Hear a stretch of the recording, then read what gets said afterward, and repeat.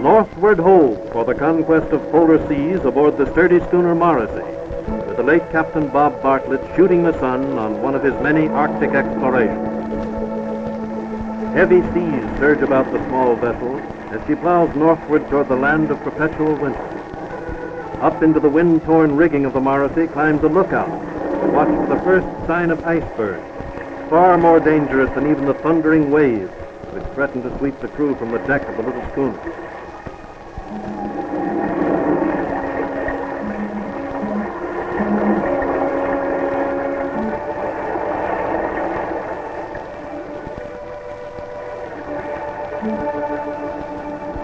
This is a life for the sturdiest of men and the strongest of hearts, this conquest of the North, along a course traveled year after year by Captain Bob and by those who went with him beyond the Arctic Circle.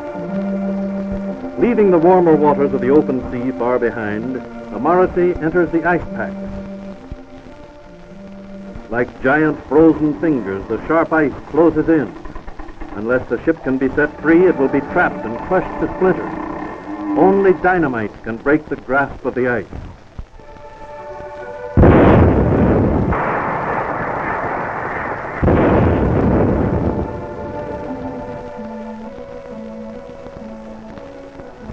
But dynamite does the job, clearing the way for the Morrissey as Captain Bob and his crew approach the homeland of their old friends, the Eskimos. There in the water alongside is one of the great sea animals which provide food for the people of the Arctic. Explorers call it the horned narwhal, and its capture by Eskimo hunters means a feast and celebration for the whole tribe.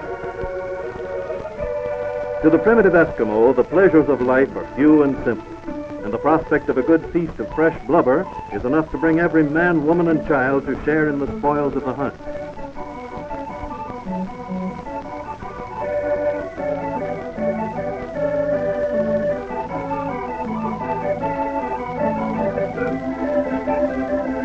To eat blubber in proper Eskimo style, you take a big bite and slice off the rest with a sharp knife, which may be why even little Eskimos have short noses. To prepare a feast of their own, several of Captain Bob's crew try fishing for trout without hooks or bait.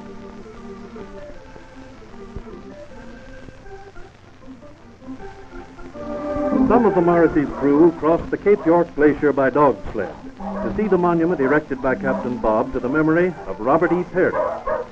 Perry reached the pole on April 6, 1909, after Bob Bartlett had taken him within a little more than 100 miles of his destination. Back aboard the Morrissey, it seems almost as if Captain Bob were still with us as we remember the hearty voice that shouted down the roar of sea and wind. Melville Bay, the home waters of the Big Bird. It took skillful ice navigating to con my little Morrissey to the berg-infested water. When night falls in the Arctic, and night there is 6 months long, the Eskimo demonstrates his love for fun and frolic in a dance under the cold light of the stars. When an Eskimo wants to build a fire, he has no need for matches. He makes himself a fire stick, then applies a great amount of muscular energy until he has produced the first spark. To build a fire big enough for cooking, a little whale oil is added, and before long, dinner is served.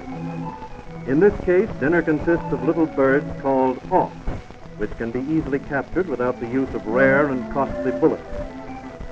The thrifty Eskimo figures that if nets are good for catching fish, they ought to be good for birds, too. So here's the way to snatch your dinner out of thin air.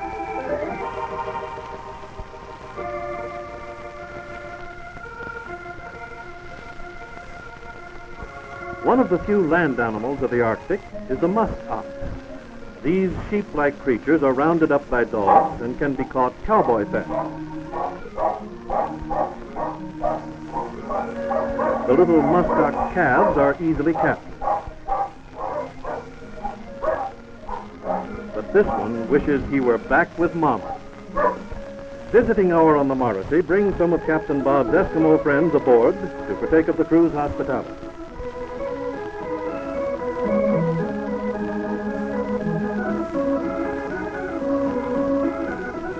From papoose to grandpa, they share the delights of Bob Bartlett's mulligatawny stew, even if table manners are somewhat primitive.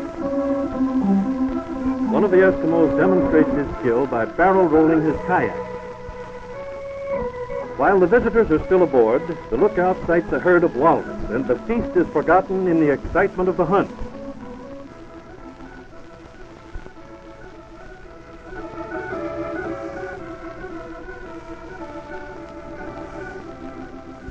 There's a walrus pup, just the right size to be taken back to civilization so that you can see him at the zoo. But lassoing a walrus, even a baby walrus, is only the beginning of the fight to get him safely on board. Junior has his own ideas about this zoo business, and he's big enough to put up quite an argument.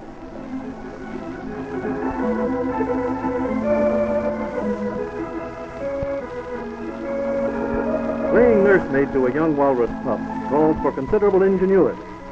Baby's formula has to be made up on a wholesale scale. Getting him to take it calls for a nipple made out of an old rubber glove. Only a mother walrus could love a face like that.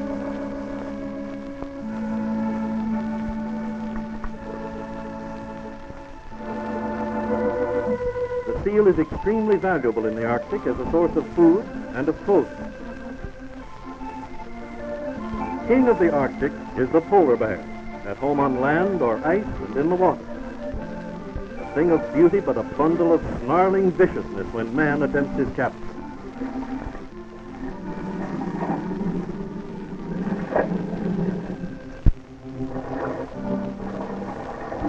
This big one puts up a terrific fight for freedom.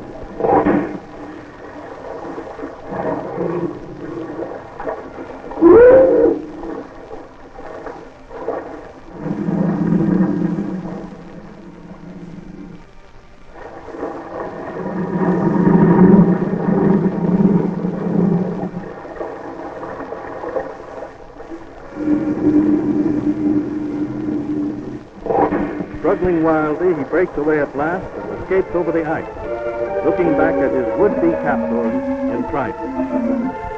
If you want to bring back a polar bear as a souvenir of your northward journey, you'd better pick a small one. And even at that, you're going to have your hands full.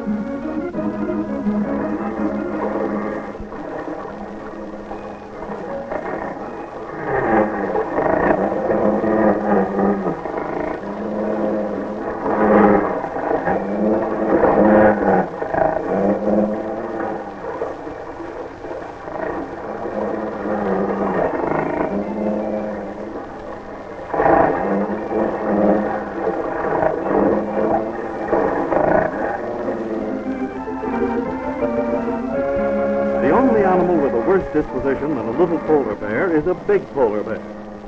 This small specimen is ready to try out his teeth on rope, nails, anchor chains, or anything else that happens to be handy.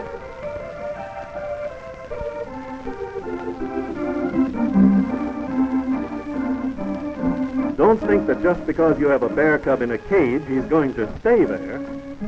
Not while his teeth and claws hold out.